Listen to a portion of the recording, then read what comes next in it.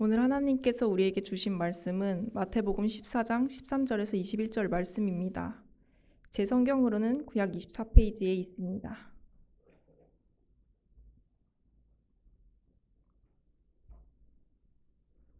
다 찾으신 줄 알고 제가 봉독하겠습니다.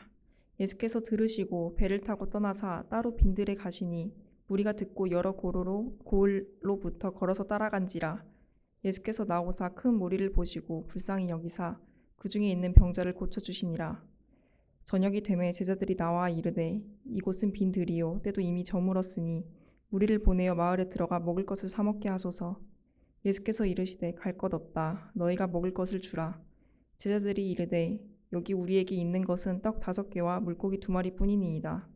이르시되 그것을 내게 가져오라 하시고 무리를 명하여 잔디 위에 앉히시고 떡 5개와 물고기 2마리를 가지사 하늘을 우러러 축사하시고 떡을 떼어 제자들에게 주시매 제자들이 무리에게 주니 다 배불리 먹고 남은 조각을 12바구니에 차게 거두었으며 먹은 사람은 여자와 어린이 외에 5,000명이나 되었더라.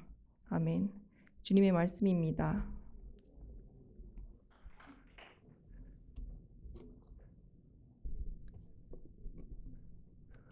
저희가 교회력을 정확하게 또 스트릭하게 따르진 않지만 그래도 일반적으로 크리스마스 부활절 이런 거 하고 그런 것들은 참조하는데요. 또 우리 샬롬 성가대 감사하게 지난 수요일 애쉬 웬스데이 그 제수요일이라고요. 그 사순절 많이 들어보셨을 텐데 부활절에서 거꾸로 계산해 가지고 주일 빼고 40일 동안 그 영어로 렌트라고 하는데요. 예수님의 부활절 전에 40일 동안 예수님의 고난과 십자가를 묵상하면서 회개와 절제 또 기도로 이렇게 준비하는 그런 이제 교회 절기인데요. 또 관련해서 귀한 찬양 준비해 주신 것 같습니다. 이때만 그 묵상하고 다른 때 묵상 안 하고 그런 건 아닌데 특별히 이때 부활절 전에 좀 묵상하는 예수님의 고난과 십자가를 묵상하는 그런 절기인데 의미를 생각하면서 또 한 분 한 분 깊이 있게 이 또 사순절 기간 잘 보내시기를 주님의 이름으로 간절히 축원드립니다. 또 방학이 돼서 귀한 자매가 저희 교회 또 방문했는데요. 우리 예은 자매 동생 우리 가은 자매가 잠깐 방문한 것 같습니다. 우리 큰 박수로 환영하기 원합니다.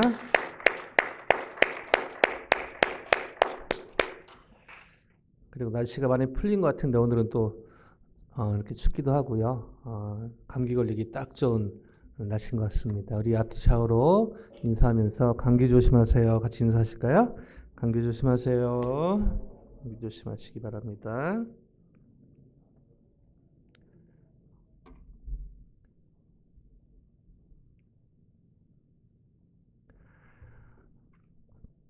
특별히 일교차가 또 심하고 그런 하루하루인데 우리 권사님도 기도해 주셔서 감사하고요. 우리 공부하는데 또 일하시는데 또 감기 걸리지 않도록 플러스 영적으로 감기 걸리지 않도록 제가 조심했으면 좋겠습니다. 영적으로 감기 걸리면 나타나는 현상, 제가 몸에 감기 걸릴 때 나타나는 현상, 콧물 나고 머리 아프고 그런 거 있듯이 영적으로 감기 걸리면 나타나는 가장 큰 현상은 섭섭함입니다. 섭섭함. 잘 아시죠? 말은 안 하지만 하나님에게도 섭섭하고요. 이렇게 기도했는데 이렇게 나름 최선을 다했는데 왜 이거는 응답을 안 하시나? 이런 느낌. 그리고 또 나타나는 현상. 옆에 사람, 특별히 가까운 사람이 그렇게 섭섭합니다. 그렇죠? 왜 내 마음을 몰라주지? 지나가는 누구 때문에 저희가 섭섭한 마음이 오는 게 아니죠. 가까운, 친한 사람, 가족 중에 누구, 친구 중에 누구.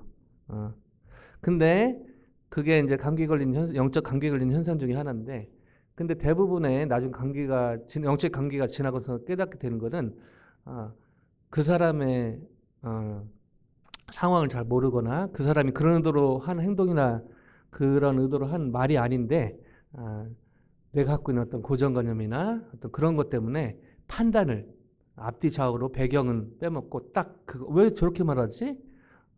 왜 저렇게 행동하지? 그러면서 오는 그런 섭섭함, 섭섭막이라도 많이 하는데요. 이 마귀는 또 그런 걸 비집고 잘 들어오죠. 그래서 이 환절기에 다시 한번 영적으로 누가 한 말, 누가 한 행동, 무심코 한 행동이고 무심코 한 말일 수 있습니다. 심지어 의도를 가지고 한 말이고 의도가 가진 행동이라 할지라도 저희가 어떻게 해석하느냐에 따라서 그것이 섭섭함으로 올 수 있고 그렇지 않은 마음으로 감정으로 올 수 있다는 것이죠. 다시 한번 우리 감정을 잘 살피면서 이 환절기에 섭섭함이 아니라 감사와 또 기쁨이 넘치는 그런 하루하루 보내시기를 주님의 이름으로 간절히 축원드립니다. 제가 스틴터를 결심하게 된 게 1996년인데요. 롱스토리 숏하면 제대하고 나서 CCC 통해서 필리핀으로 단기 선교를 갔습니다. 그 오지로 갔는데요. 그래서 거기 또 선교팀 왔다고 현지 그 필리핀 그 교회 분들이 현지 선교지 분들이 환영해 주는데 너무 분위기가 좋았어요. 근데 그 분위기 좋고 일부 예배 드리고 교제하는데 2부 순서로 이제 애찬에 저는 저희 교회 뭐 여러 가지 좋아하지만 특별히 애찬 관련해서 우리 한 분 한 분 얼마나 또 마음과 정성을 쏟아주시는지 너무너무 애찬이 좋고 감사하고 그런데요. 애찬 형식으로 그 음식을 내주는데 그 달걀 같은 거 이렇게 하나 주더라고요. 그래서 달걀을 주나? 근데 그리고 탁 깨서 봤더니 거기서 병아리 머리가 이렇게 다 나오는 거였습니다. 제가 음식을 웬만하면 가리지 않거든요. 나중에 알아보니까 발룻이라고 그 병아리가 될 때 익힌 구운 익혔는지 아마 구웠겠죠. 그게 되게 비싼 음식이고 특별한 음식, 손님 올 때 주는 음식이라고 하더라고요. 그래서 그걸 받고서 저희 선교팀 얼굴 보니까 다 말은 안 하는데서 눈빛이 네가 먼저 먹어라 막 그런 눈빛으로 막 이렇게 미루는. 근데 제가 또 리더니까 안 먹을 수는 없고요. 제가 아빠 순장이어가지고 진짜 믿음으로 먹었던 그런 기억하고 강렬한 기억이 있고 또 다른 기억. 거기에 갔는데 선교팀으로 갔는데 현재 스틴터 팀이 있었습니다. 전에는 그 스틴터라고 안 부르고 다른 이름이었는데요. 뭐 자비량, 지금 한국은 자비량으로 부르는데 자비량 선교 훈련사라고 해서 되게 오지인데 너무너무 사실은 환경이 열악했거든요. 저도 그때 텐트에서 잤던 기억이 있습니다. 시골에서 또 산 중턱에서 선교를 했기 때문에요. 너무너무 하루하루가 선교하는 게 쉽지가 않았는데 지금도 그 필리핀 선교 생각하면 두 가지. 한 가지는 그 벌릇하고요. 또 한 가지는 그 스틴터들의 얼굴입니다. 되게 현지화 돼가지고 그 형제자매할 것 없이 피부가 다 필리핀어처럼 됐는데 근데요 한 명도 예 없이 너무너무 그 오지에서 선교를 즐겁게 하는 그들이 하는 사역 여러 구제 사역이나 하는 사역이 쉽지는 않았거든요. 환경도 쉽지 않았거든요. 근데 너무 즐겁고 기쁘게 즐겁게 사역하는 것이 너무 저에게 인상적이었습니다. 왜냐하면 그 전까지는요 저는 주님께 헌신하는 거는 희생, 헌신, 무거움 뭐 그런 이미지였거든요. 그리고 뭐 사실 그런 의미도 있죠. 근데 그 현재 필리핀의 스틴터들이 열악한 환경에서 쉽지 않은 상황에서 쉽지 않은 사역이지만 즐기는 모습을 보면서 충격을 받은 적이 있습니다. 그래서 필리핀으로 선교를 자변을 가려다가 미국에 막 열려서 기도 가운데 이제 미국의 LA로 스틴터를 오게 됐는데요. 그때 배운 게 있습니다. 주님께 헌신, 뭐 여러 가지 제가 가족에 헌신하고 뭐 여러 가지 직장에 공부에 헌신하고 우리 지금 그 학생들 요즘 미텀 기간 지나면서 지금 오늘은 예배라고 이렇게 멀쩡히 있고 이렇게 왔지만 주중에 이번 주 되게 쉽지 않은 시간 보낸 걸 제가 잘 알고 있습니다. 공부에 헌신하고 쉽지 않죠. 그다음에 직장에 쉽지 않습니다. 근데요 주님 안의 헌신은 좀 결이 다른 것이죠. 주님은요 하나님은 저희가 즐거이 헌신하기를 원하신다는 것입니다. 아멘요. 제 말이 아니라 성경을 통해서 말씀드릴 수 있는 것입니다. 하나님은 저희가 헌신하기를 원하시죠. 그러나 그 컬러가 다릅니다. 억지로 주님의 사역은 여러분 잘 아시다시피 책임감과 의무감으로 하는 게 아닌데요. 저희가 너무 자주 의무감과 책임감 또 습관적으로 할 때가 있다는 것이죠. 오늘 말씀을 통해서 오늘 주일 예배를 통해서 과연 저와 여러분은 이 주님께 헌신하는데 즐겁게 헌신하고 있는가? 첫째는요, 헌신하는 게 필요합니다. 그러나 억지로 헌신이 아니라 의무감, 책임감이 아니라 그냥 해왔던 그게 아니라 즐겁게 헌신하기를 원하신다는 것이죠. 어떻게 하면 저희가 하나님께 즐거이 헌신할 수 있을까요? 이 질문을 가지고 오늘의 본문 안으로 우리 동주자님 잘 읽어줬는데요. 제 목소리를 한번 같이 읽어보기 원합니다. 13절인데요. 같이 한번 읽어보겠습니다. 오늘 본문 13절 마태복음 14장 13절 같이 읽습니다. 시작. 예수께서 들으시고 배를 타고 떠나사 따로 빈들에 가시니 무리가 듣고 여러 고을로부터 걸어서 따라간지라. 아멘. 오늘 본문은 그 오병이어로 유명한 그 오병이어가 얼마나 중요했던지 사복음서에 다 기록이 되어 있습니다. 물론 하나님의 말씀은 다 중요하지만 특별히 사복음서에 다 언급이 됐다는 것은 특별히 중요하다는 의미가 있는 것이죠. 그러니까 제가 잘 알고 있던 말씀인데 조금 오픈해 놓고요. 좀 이 말씀을 다시 한번 이렇게 들어갈 필요가 있습니다. 왜냐하면 제가 이미 알고 있는 그 선지식 때문에 주님께서 말씀하시는 그런 것들에 대해서 선지식 나쁜 건 아니지만 주님께서 말씀하시는 것을 저희가 놓칠 수가 있기 때문에 그런 것이죠. 자, 13절 오병이의 이 이적은 이렇게 시작하는데 예수께서 들으시고, 자, 지난주에 제가 말씀드렸죠. 제가 2단 신천지 성경 공부하는데 들어가진 않았지만 신천지 성경 공부하는 것을 실제로 시연하는 것을 제가 지난주에 이렇게 봤거든요. 말씀드렸듯이 비유에 있는 말씀을 공식화시켜서, 예를 들면 지난주에 얘기했듯이요. 마태복음 13장의 비유에, 청국장이라는 비유에 그 seed, 겨자 씨, 그 씨들을 누가복음에서 다른 비유인데 하나님의 말씀으로 예수님이 설명해 주셨죠. 근데 같은 비유가 아닙니다.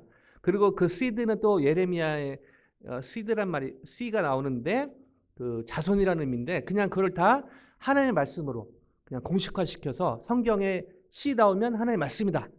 이렇게 다 공식화시켜가지고 성경을 보니까 성경이 그들에게 술술 익히는 겁니다.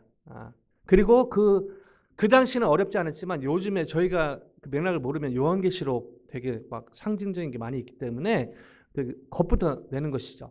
근데 그들의 공식으로 읽으면요 너무 요한계시록이 쉽게 술술 읽힙니다. 근데 문제는 하나님이 그 말씀하시는 의도하시는 그 의도대로 읽히는 것이 아니라 그들이 원하는 의도대로 읽게 된다는 것이죠.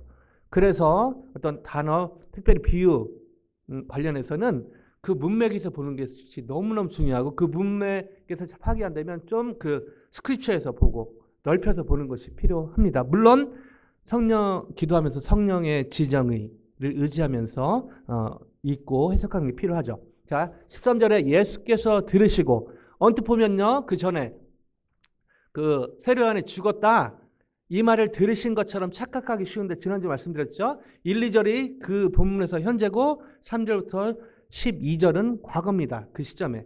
그 말은 저 예수님께서 들으시고는 그 세례요한이 죽었다는 얘기를 들으시고가 아니라 1, 2절로 돌아가서 세례요한이 예수님을 보면서 세례요한이 부활했네? 이를 들으셨다는 의미인 것이죠.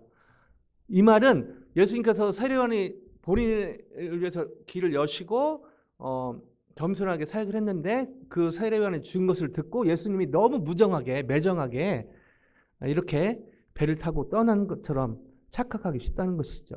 그것이 아닙니다. 자, 예수님께서 세례요한의 그 예수님을 보면서 세례요한이 부활했다 이 말씀을 들으시고 나서 오늘 움직이시는 장면이 오늘 본문의 어떤 백그라운드가 됩니다. 자, 배를 타시고 따로 빈들에 가시니, 자, 시간 관계상 다 얘기하지 못하겠는데요. 사복음서에 보면은 이 빈들이 벳세다라는 곳으로 추정이 됩니다. 그 지방의 한 지역의 빈들로 추정이 되는데요. 자, 이 13장에는 예수님이 천국에 대해서 하나님 나라에 대해서 비유로 말씀을 하셨고 14장부터는 예수님의 사역의 디렉션이 약간 바뀝니다. 바로 여러 이적을 행하시는데 그 목적이 다름 아닌 제자들을 훈련시키시고 제자들을 주로 사역에 어떻게든 제자들에게 가르치실까 이쪽으로 바뀌는 것이죠. 왜냐하면 예수님께서 십자가 순환과 죽음을 인식하고 계셨기 때문입니다. 즉 십자가 위에 또 부활하시지만 승천하고 나서 이 사역을 계속할 제자들로 하여금 제자들을 계속할 수 있도록 훈련의 목적이 있다는 것이죠. 그래서 여기서 알 수 있는 것 중에 한 제자 훈련 중에 키포인트가 하나가 뭐냐면요. 제자는 태어나는 것이 아니라는 것입니다. 제자는요. 훈련으로 만들어진다는 것이죠. 물론 성령의 도우심이 필요합니다. 그래서 제자는 태어날 때부터 제자로 태어나는 것이 아니라는 것이죠. 그런 의미에서 저희가 기도하고 또 말씀 훈련 받고 여러 가지 그리고 이 제자 훈련에 뭐 저희 순에서도 제자 훈련 강조하고 하지만요. 그러나 제자 훈련의 트레이너는 결국 하나님인 것을 보게 됩니다. 그래서 때로는 제 삶에 하나님도 마음이 아프시지만 죄로 하여금 어려움을 고난을 겪게 하기도 하시는데 거기서 드러나는 이 하나님의 어떤 그 모습 중에 하나 바로 하나님이 트레이너 하나님이 제자 훈련의 바로 메인 코치라는 것이죠. 자, 이런 선상에서 예수님은 이렇게 행하시는데요. 14절 같이 한번 보실까요? 14절입니다. 같이 읽습니다. 14절요. 시작. 예수께서 나오사 큰 무리를 보시고 불쌍히 여기사 그 중에 있는 병자를 고쳐주시니라. 자, 큰 무리 여기서는 안 나오고 있는데 다른 곳에서는 이제 5,000명. 그래서 이제 오병이어라는 말이 붙여지죠. 그러나 이 당시 유대인의 계습법에 의하면은 여자분들과 어린이는 포함시키지 않았습니다. 그래서 이거를 포함하면 한 15,000명에서 2만 명 정도 된 큰 무리로 추정이 됩니다. 자, 이때 예수님께서 큰 무리를 보시고 불쌍히 여기사 너무너무 사실은 저희가 예수님을 지금 어떻게 눈으로 볼 수 있지 않지 않습니까? 예수님을 알고 싶은데 어떻게 예수님을 아는가? 우리 지금 한국 가 있지만 우리 준식군의 그 헌금 봉투에 얼마 있는지 본 게 아니라 그 겉에 제가 기도 제목이나 뭐 그런 감사 제목을 제가 꼭 보는데요. 거기 예수님과 친해지고 싶다. 그 말이 너무 사실은 강렬하고 또 생각날 때 기도를 하는데요. 예수님과 친해지고 싶은데 예수님을 알아야 어떻게 친해질 수 있지 않습니까? 뭐 그 다른 크리스천을 통해서 성령 충만한 크리스천을 통해서 감사하게 우리 예언자를 통해서 준식군이 또 저희 교회 통해서 예수님과 더 가까워진 걸 느낀다고 했는데요. 예수님을 사실은 저희가 알지 못하면 어떻게 예수님과 친해지겠습니까? 오늘 본문에서 볼 수 있는 예수님의 너무 그런 attribute of Jesus, 예수님의 속성 중에 하나가 바로 이게 불쌍히 여기사라는 단어입니다. 자, 불쌍히 여기사의 헬라어는요. 내장을 의미하는 스플랑크나라는 단어에서 파송이 됐는데요. 스플랑크나 이 단어는요. 내장, 심장 즉 인간의 내부에서부터 그 아픔을 느끼는 것을 의미를 합니다. 즉 예수님의 큰 무리를 보시고 심장이 아플 정도로 그렇게 긍휼히 여기셨다. 사실은 이거는 갑자기 나온 단어는 아니고요. 구약에 보면요. 하나님 자비하시고 긍휼이 풍부하시고 이 단어가 라훔이란 그 히브리어인데요. 레헴이라는 그 어머니의 자궁이라는 뜻을 가진 히브리에서 파송이 되었습니다. 이거를 문자적으로 해석하면요. 하나님의 자궁 같은 사랑. 물론 이걸 또 막 그렇게 해가지고 뭐 어머니 하나님 어머니로 가는 그 이단이 있는데요. 거기까지 어떤 속성을 얘기하는 것이죠. 배반한 백성을 향해도 포기하지 않는 깊은 긍휼을 의미합니다. 제가 요즘에 수협 때 사무엘하를 지나고 있는데요. 그 배반한 자식을 반역한 그 아들 압살롬을 끝까지 압살롬이 죽었는데도 내 아들아 압살롬아 물론 아들이기 때문에 그렇게 불렀다고 볼 수 있지만 그러나 전에 자식이 죽었을 때는 그 다윗이 그 정도는 아니었거든요. 이 하나님의 마음을 가져가면서 정말 자기를 반역했음에도 불구하고 끝까지 죽었음에도 불구하고 그 아들을 부르는 모습 속에서 하나님의 마음을 보게 되는 것이죠. 하나님은요, 저희가 하나님을 배반해도 하나님께 순종하지 않아도 저희를 포기하지 않으십니다. 아멘요? 하나님은 저희가 하나님을 잘 따를 때만 사랑하신 것이 아니라 하나님의 마음의 대못을 박아도 하나님은 여전히 저희를 사랑하시는 것이죠. 물론 돌아오길 원하시지만 그러나 하나님이 여기 오늘 또 본문에서 볼 수 있는 예수님의 속성, 예수님을 믿고 잘 따를 때만 저희를 사랑하시고 이뻐하시고 그게 아니라 물론 기뻐하시죠. 그러나 예수님의 마음을 아프게 해도 예수님께 순종하지 않아도 예수님은 여전히 저희를 사랑하시고 포기하지 않으신다는 것입니다. 바로 그 예수님의 긍휼 때문에 저희가 회개할 수 있는 회개하는 근거가 되는 것이죠. 자, 이런 긍휼의 마음으로 예수님은 병자를 고쳐주시고 자, 이때 또 이런 상황이 벌어집니다. 15절인데요. 같이 한번 보십니다. 15절 시작. 저녁이 되매 제자들이 나아와 이르되 이곳은 빈들이요 때도 이미 저물었으니 무리를 보내어 마을에 들어가 먹을 것을 사 먹게 하소서. 자, 여기가 이제 오병이어로 알려진 그 부분의 어떤 시작점인데요. 저녁이 되매 당시 유대인들은 저녁을 두 개로 나눴다고 합니다. 오후 3시부터 해 지고 뭐 그때까지. 그 다음에 해 지고 나서 40분이 지난. 그래서 오늘 본문은 첫 번째 저녁이고요. 다음 이 뒤에 있는 그 이제 풍랑을 만나는 저녁은 두 번째 저녁을 얘기를 합니다. 자, 첫 번째 저녁인데 어떤 시간이었냐면 본문의 뒤에 보면요. 이미 저물었으니. 첫 번째 저녁에 3pm부터 시작되고 해가 저문. 두 번째 저녁 시작 전에. 정확한 시간은 알 수 없지만 이제 그쯤이고요. 상황은 이미 저물었음에, 즉 저녁 시간이 지난 어떤 시점을 얘기합니다. 자, 이때 사람들이요, 무리들이 배고픔도 잊을 정도로 예수님의 말씀과 예수님의 가르침, 예수님의 이적에 대해서 완전히 매료돼서 그 시간도 지나서 지금 모여 있었다는 것이죠. 자, 이때 제자들은 예수님께 이렇게 얘기합니다. 뒤에 나오죠. 무리를 보내어 마을에 들어가 먹을 것을 사 먹게 하소서. 지극히 합리적이고 지극히 상식적인 그런 얘기를 제자들이 예수님께 합니다. 왜냐하면 지금 저녁 시간이 지났는데, 그리고 어디였죠? 스와니 거기 시티홀 거기가 아니었다는 것이죠.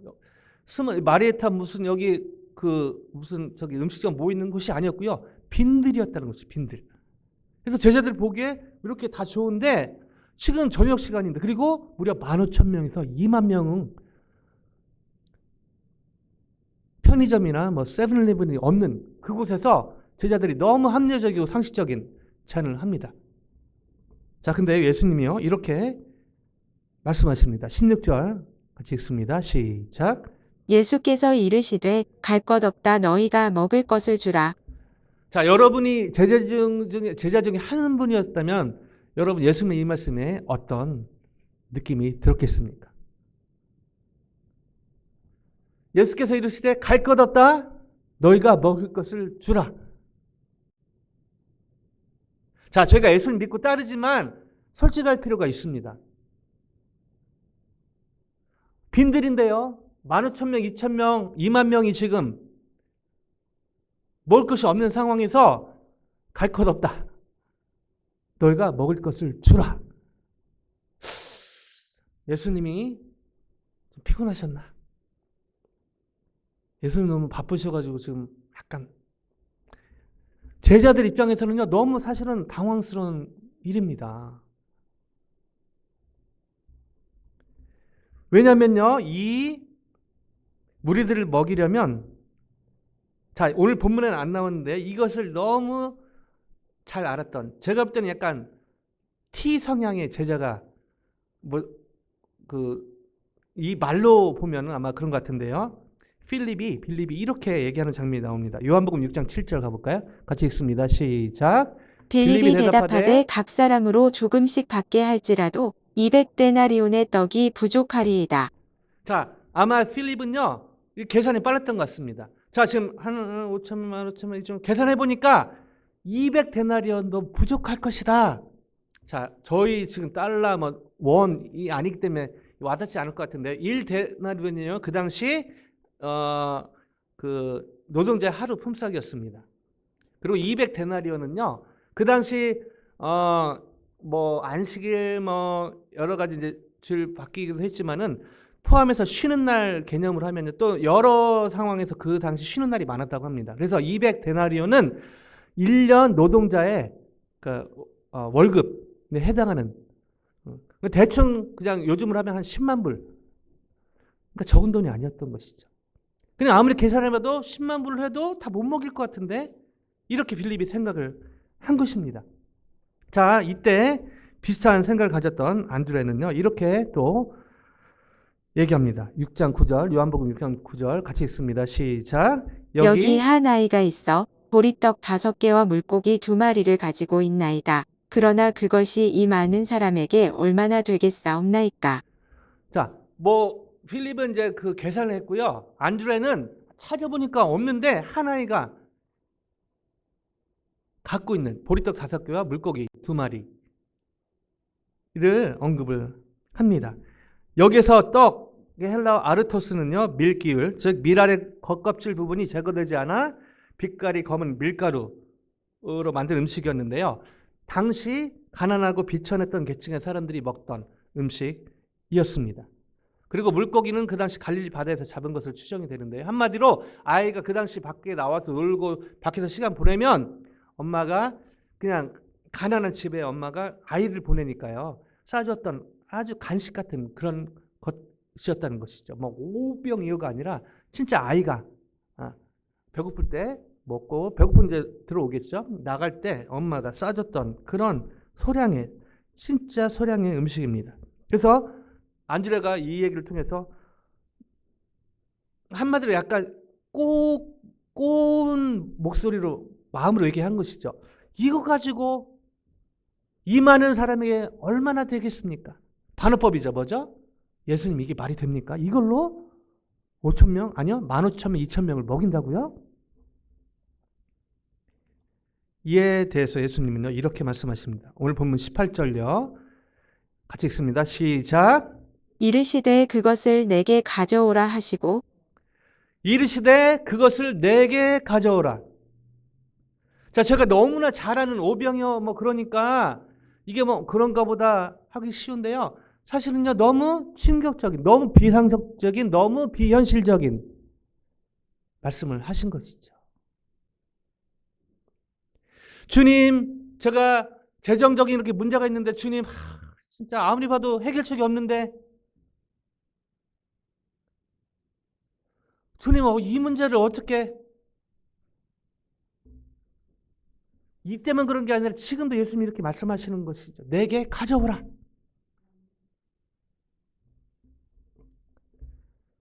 자, 여긴 잘 안 본문에 나와 있네요. 예수님께서 이렇게 말씀하시고 또 이렇게 또 행하십니다. 19절요. 같이 읽습니다. 시작. 무리를 명하여 잔디 위에 앉히시고 떡 5개와 물고기 2마리를 가지사 하늘을 우러러 축사하시고 떡을 떼어 제자들에게 주시매 제자들이 무리에게 주니. 아멘. 오늘 본문에서는요. 이렇게 앉으사 잔디에 앉히시고 간단히 나누는데 다른 사복음서 보면요. 100명씩 50명씩 그룹을 지어 나누게 하십니다. 즉 이걸 나눠주면서 순종과 질서를 요구했는데요. 여러 의도가 있지만 큰 의도 중에 하나는 바로 예수님께서 오병이어 가지고 이렇게 엄청난 것을 행하시는 것을 사람들로 하여금, 왜냐하면 이렇게 무리가 있으면 갖다 주면 모르잖아요. 근데 이렇게 그룹을 나누게 하시면서 실제로 사람들로 하여금 이걸 보게 하신 것이죠. 무엇을요? 오병 먹고 이걸 통해서 예수님이 요한복음 표현을 하면 생명의 떡이시다. 죄송합니다. 제가 음식을 가리지 않는데 떡을 그렇게 좋아하는 건 아닌데 그 원어 보면요. 주식이란 주식. 그러니까 저희 문화로 하면 밥이다. 뭐 여기 뭐 우리 2세들 입장에서는 뭐 햄버거다. 뭐 그렇게 할 수 있는데요. 메인 주식이라는 것이죠. 예수님이 우리의 메인 주식이시다. 생명의 떡이시다. 이것을 지금 강조하고 예수님이 이걸 무리로 하여금 경험케 하시는 것을 보게 됩니다. 그리고 나서 이런 일이 벌어지는데 20절 같이 읽습니다. 시작. 다 배불리 먹고 남은 조각을 12바구니에 차게 거두었으며 자, 다 배불리 먹고 이 헬라도요. 이 짐승들을 살치기 위해서 풀이나 먹이를 양껏 먹이운다는 코르타조라는 말에서 파생이 됐는데요. 이것은 무리들이 그냥 사람들 많으니까 한 입씩 한 입씩 먹고 그게 아니라 충분히 먹을 수 있는 양껏 충분히 먹었다. 지난달인가요? 저희 또 우리 청년들 수고한다고 이렇게 회식하는 자리가 있었는데요. 저도 웬만큼 음식 요즘 좀 관리를 하지만 뭐 이렇게 특별히 이렇게 초대해 주시면은 뭐 먹고 싶은 마음도 있지만 또 감사한 마음으로 많이 먹는 편인데요. 와, 제가 우리 신원 형제 앞에서 겸손해졌습니다. 와, 제 옛날 그 모습이 생각나게끔 막 저는 이렇게 남겨 싸려고 그랬는데 쌀 게 없더라고요. 막 근데 다 먹고 나서 또 없냐고 막 찾는 눈빛을 보면서 여러 가지 생각하게 되는데 너무 잘 먹어서 감사하고, 자, 여기에서 지금 이 단어가요, 충분히 먹었다는 의미입니다. 그러니까 넘쳐났다는 것이죠. 풍성하게 넘쳐났다. 근데요, 거기서 끝나지 않고 12바구니가 남았다.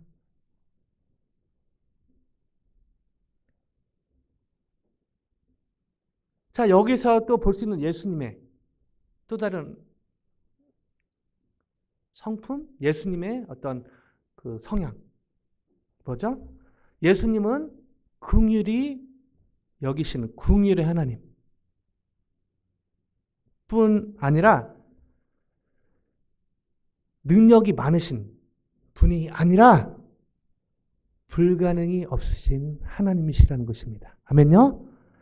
오늘 본문에서 볼 수 있는 사실은 여러 오병이요, 우리가 오병을 드리자 뭐 여러 메시지 뭐 이거는 이런 거다 해석이 뭐 어디에 딱 적혀 있는 게 아니니까 성령 안에서 여러 가지 해석을 할 수 있는데요. 정말 중요한 것 중에 하나가 바로 예수님의 속성이죠.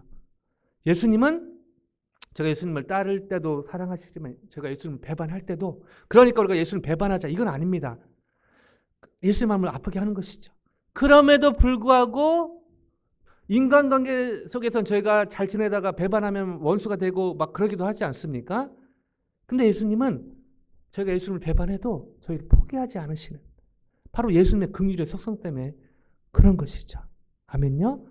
그런데 또 다른 오늘 본문에서 볼 수 있는 예수님의 속성, 바로 예수님은 능력이 많으신 분이 아니라 불가능이 없으신 전능하신 엘샤다이 하나님의 속성, 하나님이시라는 것입니다.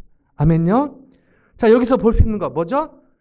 예수님에게는요, 저희에게는 죽고 사는 문제가 너무 큰 문제인데 사실은 그것 때문에 사람들이요, 교회 다니면서 점도 보러 다니고 또 교회 다니면서 여러 가지 건강 챙기는 거 다 좋죠.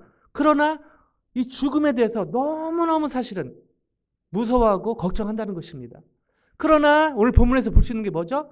예수님에게는 죽고 사는 문제가 그렇게 큰 문제가 아니라는 것입니다. 그 말은 저희가 주 안에 거할 때 동일하게 죽고 사는 문제가 그렇게 큰 문제가 아니라는 것이죠. 왜냐하면 우리 권사님 기도, 최권사님 기도 가운데 있지만요, 이 산소를 시작하면서 찬양에도 있지만 예수님의 십자가 죽으심으로 죽음을 이기셨기 때문입니다. 아멘요? 인간적인 마음으로 죽음에 대한 걱정이 있을 수는 있지만 그러나 저희가 주 안에 거할 때 사실은 죽음, 살고 죽는 문제는 그렇게 큰 문제가 아닌 것을 예수님 안에 발견하게 되는 것입니다. 또 뭐죠? 오늘 오병이의 사건을 통해서 주는 여러 메시지 중에 하나, 먹고 사는 문제가 저에게 큰 문제, 경제적인 문제가 사실은 저에게 큰 문제이지만 예수님께는 그리 큰 문제가 아니라는 것이죠. 먹고 사는 거 중요하지 않다는 얘기가 아닙니다. 중요합니다. 그러나 너무 저희가 교회 다니면서 예수님 믿고 따른다고 하면서 이 먹고 사는 문제에 너무 매여 있을 때가 누구에겐 종종, 누구에겐 자주 같은 말인가요? 누구에게는 가끔 있을 수 있고 실제로 경험이 된다는 것이죠. 그래서 좋은 대학 가고 좋은 직장 가고 바쁜 게 아닙니다. 그러나 거기에 너무 마음 중심이 무게가 거기에 치우칠 때가 많고 그 결과 그것 때문에 염려할 때가 너무 많다는 것이죠.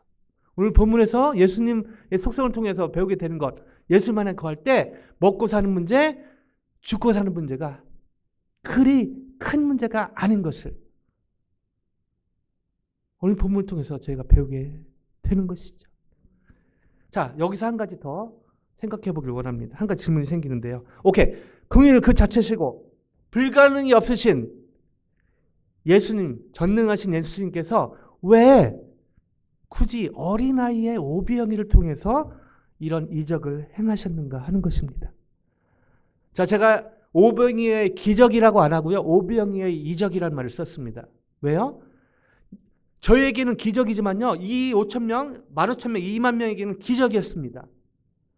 저와 여러분의 기도 제목, 어떤 해결되지 않을 것들, 어떤 빚의 문제나 재정의 문제, 관계의 문제, 어떤 건강의 문제, 이것이 해결되는 건 저에게는 어쩌면 기적이죠.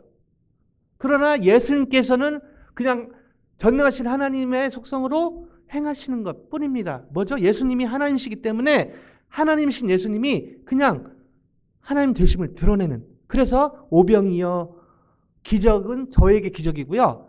예수님께는 이적인 것입니다. 아멘요? 왜 이 예수님이 여러 방법으로 할 수 있잖아요.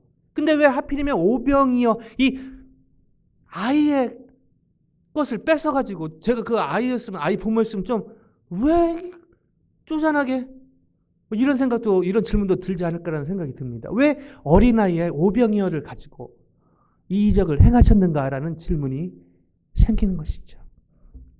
자, 이 질문에 대한 답을요, 오늘 본문에서는 사실 찾기 쉽지 않습니다. 설명하고 있지 않기 때문에 그런 것이죠. 자, 그럴 때는 문맥에서, 근데 오늘 문맥에서도 잘 파악이 안 됩니다.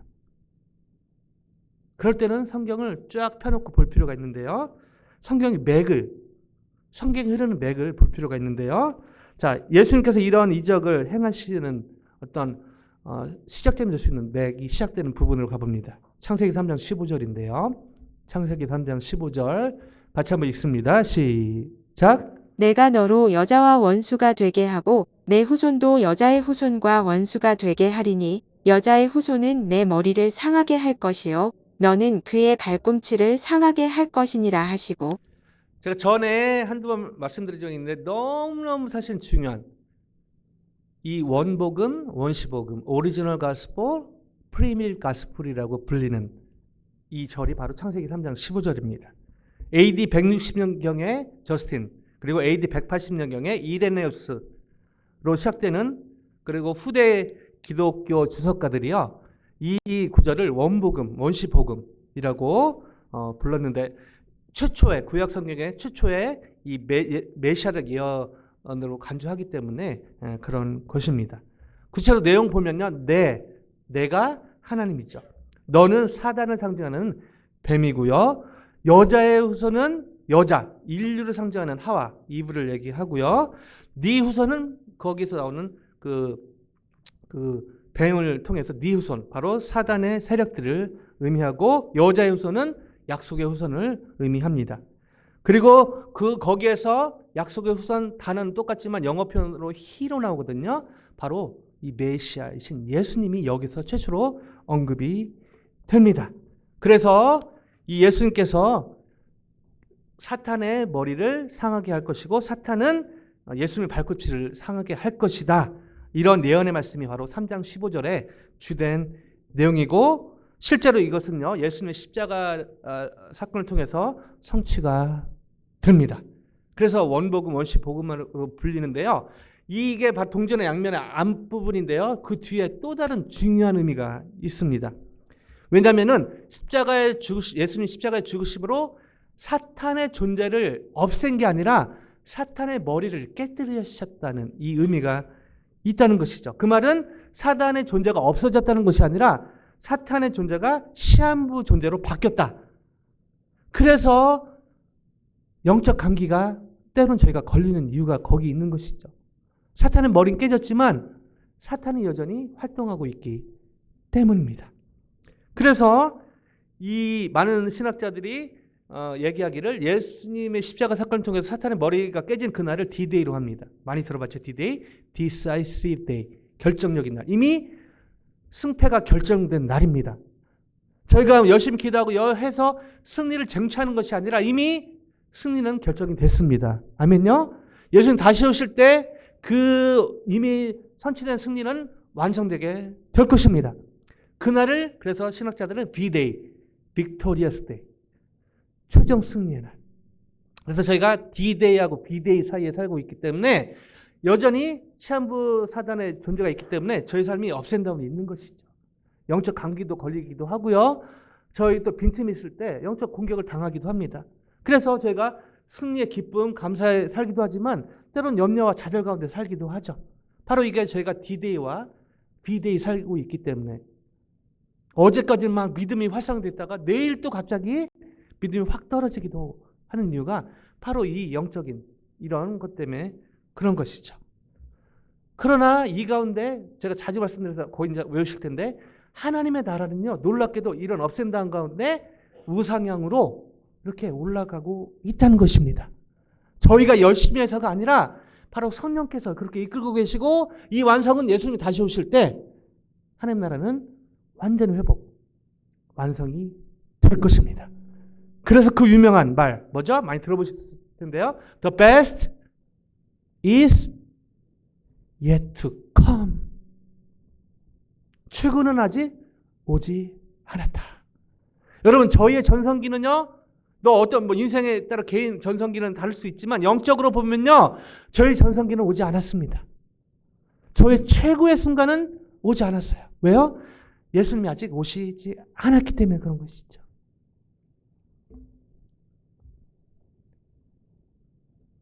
여기서 중요한 사실. 하나님 나라를 회복하고 확장해 가는데 하나님이요.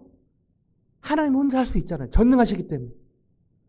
못한 일이 하나도 없으신 하나님이 혼자 삼일체 하나님이 하실 수 있거든요. 그렇게 하기로 하지 않았다. 그리고 천사를 통해 할 수 있잖아요. 왜냐하면 천사가 저보다 베러 비잉이기 때문에. 그러나 천사를 통해서 하지 않겠다. 여전히 넘어지고 여전히 자빠지고 여전히 이기적이고 본문으로 보면 이주해야 할 것 같은데요. 여러분 사실은 이 세상 더럽고 추악하고 냄새나는 것은 그냥 밖에 있는 게 아니라 저희의 마음에서 나오는 것이죠. 탐욕, 탐심. 근데 저희가 그를 잘 보지 못합니다. 누가 한 말인지 제가 기억은 잘 안 나는데 어떤 심리학자가 인용을 했는데요. 인간은 이성적인 합리적인 동물이다. 는 틀렸다라고 주장을 합니다.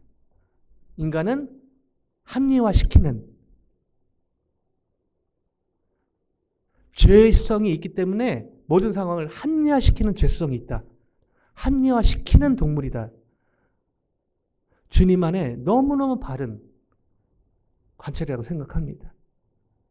저희가 본능상 죄성을 가지고 있기 때문에 합리화시키는 합리적인 이성적인 동물이라기보다 합리화시키는 그게 저희 죄성을 잘 보여주는 것이라고 볼 수가 있는데요. 그런 저희에도 불구하고 그런 죄인임에도 불구하고 그렇게 이기적이고 합리화시키는 죄성이 있음에도 불구하고 이 하나님 나라 회복과 확장에 이 중차대한 일을 물론 성령께서 이끌어 가시지만 바로 여러분과 저를 통해서 하시겠다. 이것이 원시복음의 원복음의 예수님이 예언이 됐고 구원 메시아이신 예수님이 최초로 계시가 됐고요. 동시에 이 일을 여전히 부족한, 여전히 연약한, 여전히 하나님을 배반할 준비가 되어 있는 저와 여러분을 통해서 하시겠다. 이것이 바로 원복음, 원시복음의 또 다른 너무너무 귀한 측면인 것입니다. 여기서 저희는 서두의 질문에 대한 답을 찾게 되는데 어떻게 하면 하나님의 일에 대해 즐거이 헌신할 수 있을까요? 하나님께서 우리의 도움이 필요해서가 아니라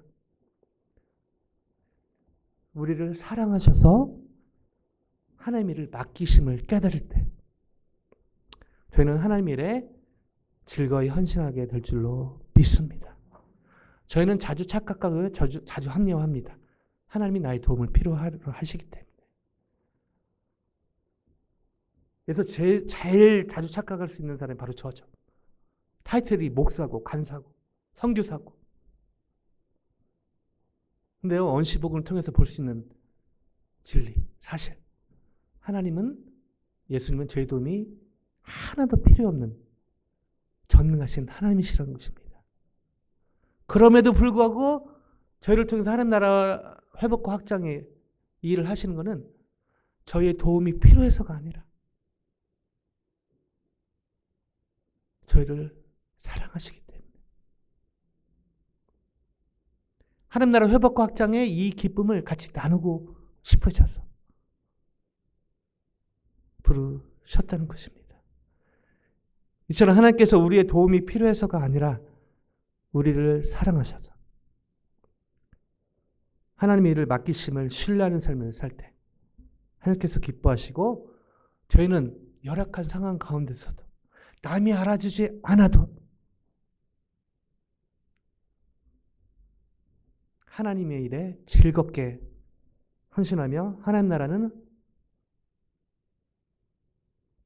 회복되고 확장되어 갈 줄로 믿습니다. 말씀을 마무리하길 원합니다. 철로역정을 썼던 존 버년, 성경 다음으로 가장 많이 읽히고 팔렸던 철로역정을 썼던 존 버년은요, 젊은 시절 욕설을 즐기고 방탕한 생활을 했던 댐장이의 직업을 가졌던 사람입니다. 그런 롱스토리 숏하면 결혼을 잘한 것 같아요. 귀한 영적인 자매를 만나서 영적 서적을 읽으면서 회심의 과정을 경험하게 되고요. 그런 정식 신학교육을 받지는 않았습니다. 그러나 여러 가지 그 당시에는 영국 국교회에 허가 없이 설교 하면 안 된다는 법이 있었는데 이분은 은혜 받아서 막 했는데 그 이후로 12년 동안 감옥을 가게 됩니다. 그 고난 속에서 글을 쓰게 되는데요. 그 책이 그 유명한 The Pilgrim's Progress, 철로 역정이라는 책입니다.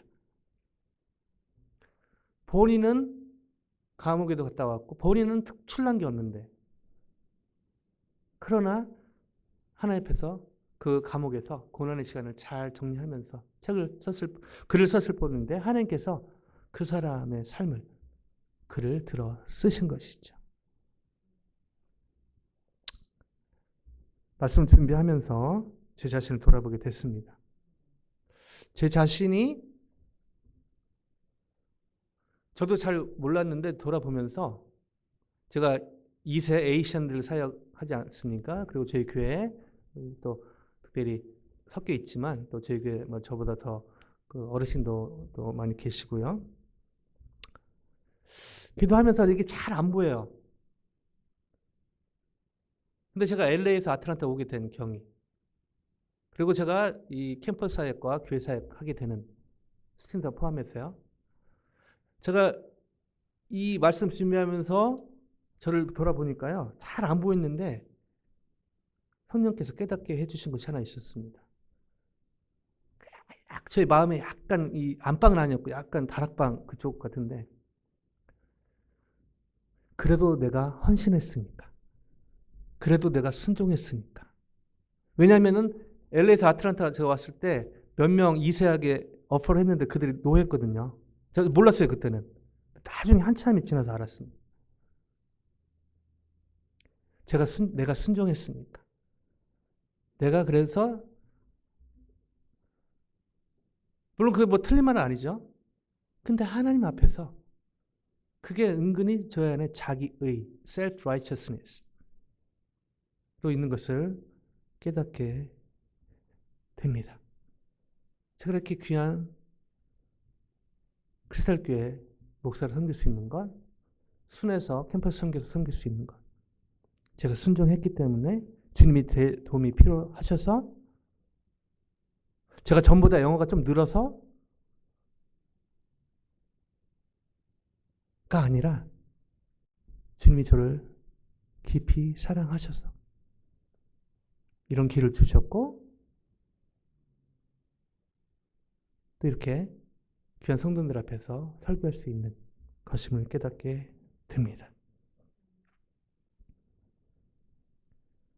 저와 여러분은 여러분과 저는 주님의 일을 주님께 헌신하고 있습니까? 너무 중요합니다. 헌신해야 됩니다. 그러나 즐거이 헌신하고 있습니까? 한 분도 여유 없이 하나님의 은혜 가운데 성령 충만으로 하나님께서 우리의 도움이 필요해서가 아니라 우리를 너무너무 사랑하셔서 몇 주 전에 샬롬 선거대 고백을 하면 끔찍하게 사랑하신 거죠. 가사가 생각이 안 나는데 끔찍하게 엄청나게 사랑하셔서 저에게 하나님의 일을 맡기심을 신뢰하는 삶으로 하나님 기쁘시게 하고 그 말씀으로 세워지기를 주님의 이름으로 간절히 축원드립니다.